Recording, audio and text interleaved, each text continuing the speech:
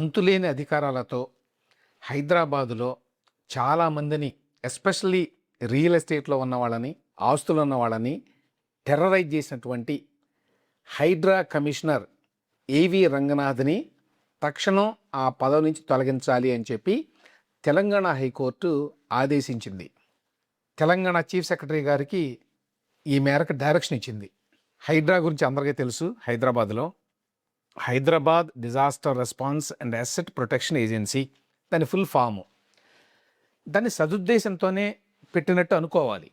మొత్తం నగరంలో అక్రమంగా ఎవరైనా భవనాలు కడితే లేకపోతే ఆక్రమించుకుంటే ప్రభుత్వ స్థలాల్ని వాటిని తొలగించాలి. దానివల్ల నగర జీవనం మెరుగుపడుతుంది. ఉదాహరణకి చెరువులు ఆక్రమించి కడతారు. అక్కడ కనుక ఈ ఆక్రమణలను తొలగిస్తే అప్పుడు ఆ చెరువులో నీళ్లు పొంగి పొరలకుండా ఉంటాయి. హైదరాబాద్ అంతా మునిగిపోకుండా ఉంటుంది. ఇది ఉద్దేశం. అట్లీస్ట్ ముఖ్యమంత్రి రేవంత్ రెడ్డి గారు అప్పట్లో చెప్పిన మాట ఇది 2024లో ఈ హైడ్రాని పెట్టినప్పుడు. ముందు కొన్నాళ్ల పాటు రంగనాథ్ గారికి చాలా పేరు వచ్చింది. ఎందుకంటే ఎక్కడికైనా వెళ్ళిపోయి జేసీబీలు తీసుకెళ్ళి, పొక్లైనర్స్ తీసుకెళ్ళి దేన్నైనా కొలగొట్టేయడమే. అంటే ఒక రకమైన భయాన్ని క్రియేట్ చేశారు. ఇది మంచిదే. దీనివల్ల ఇట్లా ఇష్టారాజ్యంగా అడ్డగోలుగా కట్టడాలు నిర్మించడం తగ్గిపోతుందని చెప్పి చాలామంది అనుకున్నారు.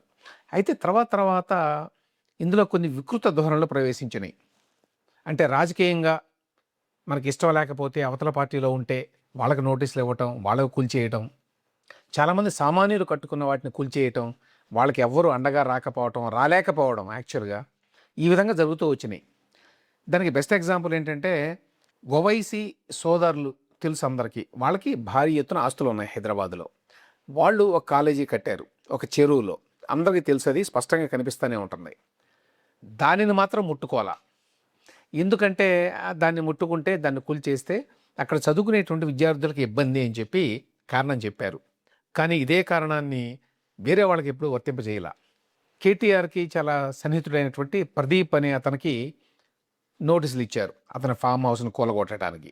చాలాసార్లు కాంగ్రెస్ పార్టీకి రాజకీయ శత్రువులు, లేక రేవంత్ రెడ్డి గారికి రాజకీయ శత్రువులు అనుకున్న వాళ్ళందరికీ నోటీసులు వెళ్ళడం, లేకపోతే హైడ్రా వచ్చి కూల్చేస్తుంది అనేటువంటి భయానక వాతావరణాన్ని కల్పించడం చాలా ఎక్కువైపోయినాయి. ఇంకో రకంగా చెప్పాలంటే రంగనాథ్ గారు ఒక వన్ మ్యాన్ ఆర్మీ లాగా, ఇంకా చెప్పాలంటే లా అంటూ హిమ్సెల్ఫ్, అంటే తానే ఒక చట్టం లాగా ప్రవర్తించడం మొదలుపెట్టాడు. నిజానికి ఆయన గ్రూప్ 1 ఆఫీసరు. 96లో డిఎస్పీగా డైరెక్ట్ సెలక్షన్లో వచ్చాడు. ఆ తర్వాత ప్రమోషన్లు పొందాడు. గ్రేహౌండ్స్ లాంటి చోట్ల పనిచేశాడు. గతంలో మంచి పేరే ఉంది అతనికి. కానీ ఏ కారణాల చేత ఆయన్ని ఈ హైడ్రా కమిషనర్గా పెట్టాడో తెలియదు. కానీ ఇక అప్పటి నుంచి ఆయన వ్యవహార శైలి నాకు ఎదురు లేదు అన్నట్టుగా సాగింది ఈ 3 ఏళ్ల పాటు. ఇప్పుడు హైకోర్టు ఎందుకు ఆయన్ని ఆ పదవి నుంచి తొలగించండి అని చెప్పింది? ఇది చాలా రేరు. హైకోర్టు ఒక ప్రత్యేకమైనటువంటి జీవో ద్వారా ఏర్పడినటువంటి ఈ హైడ్రా అనే ఒక సంస్థకి కమిషనర్గా ఉన్న వ్యక్తిని ఆ పదవి నుంచి తొలగించండి అని చెప్పి నేరుగా సిఎస్ని ఆదేశించింది. అంటే ఇది చాలా అరుదైన విషయం. ఎందుకు అలా చేసింది అంటే, ఎంతోమంది ఎన్నో కేసులు వేసారు హైడ్రా మీద.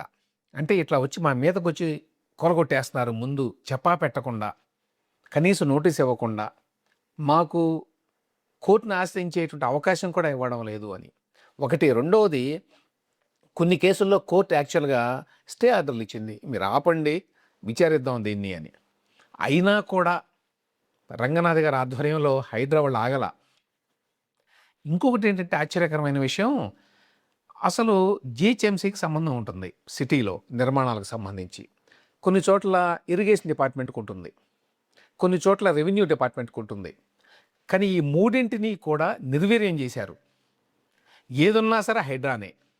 హైడ్రా అనేది ఒక ప్రత్యేక ప్రతిపత్తి గల, శాసనసభకి కూడా అతీతంగా ఏర్పడినటువంటి సంస్థ. ఒక జీవో ద్వారా ఏర్పడింది, అది లీజిస్లేషన్ ద్వారా కాదు. అలా పదే చాలామంది కోర్టుకు రావడం, కోర్టు చెప్పినా కూడా వినకుండా వీళ్ళు కూల్చివేతలకు పాల్పడడం, ఇవన్నీ కూడా కోర్టు దృష్టికి వచ్చినాయి.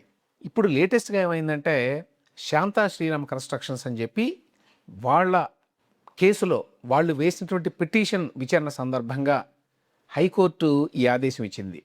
మల్కాజ్గిరి మండలం లోతుకుంట గ్రామంలో 40 ఎకరాల భూమిలో హైడ్రా వాళ్ళు కూల్చివేతలు చేపట్టారట. ఎప్పుడు? జూలై 17వ తేదీ నుంచి. ఇది శాంతా శ్రీరామ్ కన్స్ట్రక్షన్స్ వాళ్ళకి చెందిన భూమి. వాళ్ళు కోర్టు ధిక్కరణ పిటిషన్ వేశారు. కోర్టు చెప్పింది ఇంతకుముందు కూల్చివేయవద్దు అని, అయినా కూడా లెక్క చేయకుండా వీళ్ళు మళ్ళీ కూల్చివేతకి పాల్పడ్డారు అని చెప్పి వాళ్ళు కోర్టు ధిక్కరణ పిటిషన్ వేస్తే దానిని జస్టిస్ జోకంటి అనిల్ కుమార్ గారు ఆయన విచారించారు. ఈ సందర్భంగా ఆయన యాక్చువల్గా 23వ తేదీనే దీని గురించి మాట్లాడారు. అంటే కోర్టు ధిక్కరణ పిటిషన్లు ఈయన మీద ఎందుకు వస్తున్నాయి ఇన్నిసార్లు, ఈ రంగనాథ్ గారి మీద? ఈయనకి అసలు కోర్టులు అంటే లెక్కలేదా? కోర్టు చెప్పినా వినడా? ఈయనేమన్నా ప్రత్యేకమైనటువంటి అధికారా? ఈయనకేమన్నా ప్రత్యేకమైన అధికారాలు ఉన్నాయా? కోర్టు ఆదేశాలను కూడా ఉల్లంఘించేటువంటి అధికారాలు ఏమైనా ఉన్నాయా? దీన్ని మేము ఎట్టి పరిస్థితుల్లో సహించబోము. ఆయన క్షమాపణ చెప్పాలని చెప్పి కోర్టు అడిగినా కూడా ఆయన ఇచ్చిన అఫిడవిట్లో క్షమాపణ కోరుతున్నట్టుగా లేదు ఆ భాష. నేను కోర్టు చెప్పిన దానికి తల వగ్గాల్సిన అవసరం లేదు అని చెప్పి ఆయన ఏమన్నా అనుకుంటున్నాడా? ఎక్కడ దాకా వెళ్ళారంటే జడ్జి గారు ఆర్మీని రంగంలోకి దింపి వీళ్ళ అరాచకాలని ఆపాలి అని చెప్పి ఆయన ఆర్డర్ ఇవ్వబోయాడు యాక్చువల్గా. అయితే అడ్వకేట్ జనరల్ ఆయన జోక్యం చేసుకొని కొంత శాంతపరిచాడు జడ్జి గారిని. సో ఆయన్ని దృష్టిలో పెట్టుకొని ఆర్డర్ని ఇవ్వలేదు.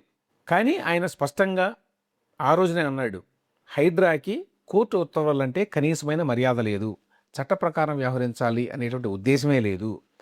కోర్టు ఉత్తర్వులు ఇచ్చిన తర్వాత ఆ స్థలంలోకి వెళ్ళేటువంటి హక్కు మీకు ఎవరికి ఇచ్చారు? ఏ అధికారంతో వెళ్ళి ఆ నిర్మాణాలను కూల్చివేశారు? పోలీసు, రెవెన్యూ, జిహెచ్ఎంసీ ఇట్లా మొత్తం ప్రభుత్వ యంత్రాంగం అంతా కూడా హైడ్రా చుట్టూ ఎందుకు తిరుగుతోంది? హైడ్రా కింద ఎందుకు పనిచేస్తోంది? ఇరిగేషన్, రెవెన్యూ చట్టాలు అనేవి కోరలు లేకుండా అయిపోయినాయి ఈ హైడ్రా మూలంగా. కేవలం ఒక జీవో ద్వారా ఏర్పడినటువంటి ఈ హైడ్రాకి ఇన్ని అధికారాలు ఎక్కడి నుంచి వచ్చినాయి?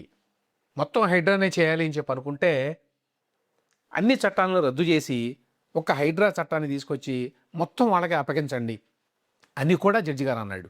అంటే ఎంత కోపం వచ్చిందో చూడండి ఆయనకి. అసలు ఏ అధికారంతో హైడ్రా అధికారులు పోలీసుల్ని, జేసీబీలని తీసుకెళ్తున్నారు? చెరువుల పరిరక్షణ మంచిదే, కానీ ఎంపిక చేసినటువంటి అంటే సెలెక్టివ్గా కావాలని కొన్నింటినే ఎందుకు లక్ష్యంగా ఎంచుకుంటున్నారు? హైడ్రా అధికారులు ఏమనుకుంటున్నారు? వాళ్ళు చట్టానికి అతీతం అని చెప్పి అనుకుంటున్నారా? అసలు ఈ రంగనాథ్ గారి మీద ఇప్పటివరకు 63 కోర్టు ధిక్కరణ పిటిషన్లు హైకోర్టులో ఎందుకు ఉన్నాయి పెండింగ్లో? దీన్ని బట్టి అర్థం కావడం లేదా ఆయన కోర్టు త్వరలో పట్టించుకోవడం లేదని ఈ వ్యాఖ్యానాన్ని చేసి తక్షణం పదవి నుంచి తొలగించండి అని చెప్పి ఆర్డర్ వేశారు. దాంతోపాటు అసలు హైడ్రా అధికారాలను కూడా హైకోర్టు ప్రశ్నించింది. యాక్చువల్గా జిహెచ్ఎంసీ చేయాల్సిన పనుల్ని, ఇరిగేషన్ డిపార్ట్మెంట్ చేయాల్సిన పనుల్ని, రెవెన్యూ డిపార్ట్మెంట్ చేయాల్సిన పనుల్ని అన్నిటినీ వీళ్ళు చేస్తారేమిటి? ఇదేం పద్ధతి? ఇంకా ఆ డిపార్ట్మెంట్స్ ఎందుకు అప్పుడు అని కూడా ప్రశ్నించారు. ఇటీవల కాలంలో ఏమవుతోందంటే ప్రభుత్వాలు ఇట్లా తమకు కావాల్సిన వాళ్ళని, అంటే ఇష్టారాజ్యంగా ప్రవర్తించే వాళ్ళని ప్రభుత్వంలో పెట్టుకొని వాళ్ళ ద్వారా తమకు కావాల్సిన పనులు చేయించుకుంటున్నారు. ఎస్పెషల్లీ పోలీస్ డిపార్ట్మెంట్లో ఇది ఎక్కువ జరుగుతోంది. మీరు ఎక్కడైనా చూడండి, ఆంధ్రప్రదేశ్లో కావచ్చు, తెలంగాణలో కావచ్చు, అంతకుముందు బీఆర్ఎస్ ప్రభుత్వం కావచ్చు, ఇప్పుడు కాంగ్రెస్ కావచ్చు, అలాగే ఆంధ్రప్రదేశ్లో గతంలో జగన్మోహన్ రెడ్డి గారి ప్రభుత్వం కావచ్చు, ఇప్పుడు కూటమి ప్రభుత్వం మీద కూడా ఈ రకమైన ఆరోపణలే ఉన్నాయి. అదేంటంటే తమకు కావాల్సిన వాళ్ళని కొంతమంది పోలీసుల్ని కొన్ని ముఖ్యమైన కీలకమైన స్థానాల్లో పెడతారు. వాళ్ళ ద్వారా తమకు కావాల్సినటువంటి అంటే పొలిటికల్లీ తమకి అనుకూలంగా ఉండేటువంటి పనులు చేయించుకుంటున్నారు అని. ఇక్కడ రంగనాథ్ గారి విషయంలో కూడా కోర్టు ఆ మాట అనలేదు, కానీ అంటే పొలిటికల్గా ఉపయోగించుకుంటున్నారు అనే మాట అనలేదు, కానీ ఆయనే ఒక చట్టం అన్నట్టుగా ఇష్టారాజ్యంగా ఆయన ప్రవర్తిస్తున్నాడు అనే అధికారాలు ఆయనకి ఎక్కడి నుంచి వచ్చినాయి అని ప్రశ్నించింది. ఎవరిచ్చారు అధికారాలు? రేవంత్ రెడ్డి గారి ప్రభుత్వం ఇచ్చింది. ఏ ఉద్దేశంతో ఇచ్చింది? ఎటువంటి రాజకీయ ప్రయోజనాలను ఆశించి ఇవ్వలేదా? అసలు హైడ్రా ఇట్లా వెళ్ళి కూల్చివేతలకు పాల్పడడం అనేది అసలు చట్టబద్ధమేనా? ఎందుకంటే నేను గతంలో కూడా ఈ పాయింట్ లేవనెత్తాను. ఏంటంటే ఒక నిర్మాణం ఏదో అక్రమంగా వచ్చింది అనుకోండి ఒక చోట, ఎక్కడైనా సరే, అది చెరువులో కట్టి ఉండొచ్చు, లేక బయట కట్టినా కూడా అక్రమ నిర్మాణం అయి ఉండొచ్చు. మరి అటువంటి అక్రమ నిర్మాణం ఎలా జరిగింది? అసలు దానికి కరెంట్ ఎట్లా వచ్చింది?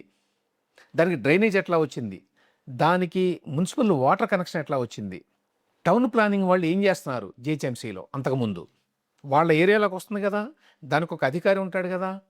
అంటే వాళ్ళందరూ లంచాలు తీసుకొని ఎలవ చేస్తారు కట్టుకోవడానికి. ఆ తర్వాత హైడ్రా వచ్చి కూల్చేస్తుంది అన్నమాట.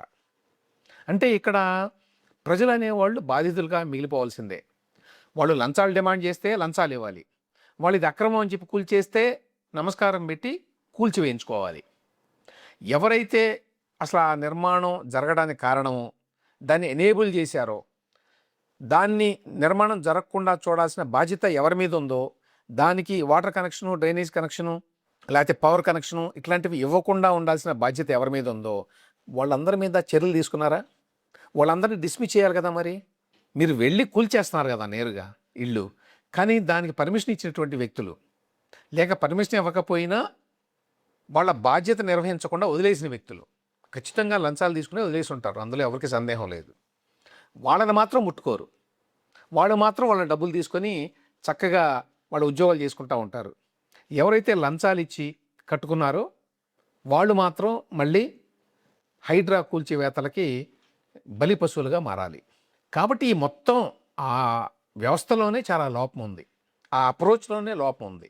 ఆ నేపథ్యంలో రంగనాథ్ గారు తనకు తోచినట్టుగా, తానేదో అన్నిటికీ అతీతుడైనట్టుగా, ఏ చట్టానికి తాను బద్ధుడు కానట్టుగా వ్యవహరించి ఈ 2.5-3 ఏళ్లలో ఇష్టారాజ్యంగా వ్యవహరించాడు. దాని ఫలితమే ఇవాళ హైకోర్టు ఈ రకమైనటువంటి కఠినమైన నిర్ణయాన్ని వెలువరించడం. ఈ రంగనాథ్ గారు నల్గొండ జిల్లాకు చెందినవారు, కానీ ఆయనకేదో ఆసక్తి ఉన్నది రాజకీయాల్లోకి రావాలని, భవిష్యత్తులో జనసేనలో చేరి ఎమ్మెల్యేగానో ఎంపీగానో పోటీ చేయాలని చెప్పి అనుకుంటున్నారు అని కూడా కొన్ని రూమర్లు వచ్చినాయి. ఎంతవరకు నిజమో తెలియదు కానీ ఆ నేపథ్యంలోనే ఆయన అంత హై ప్రొఫైల్ వ్యక్తిగా తనని తాను ప్రొజెక్ట్ చేసుకున్నాడు అని కూడా చెప్తారు.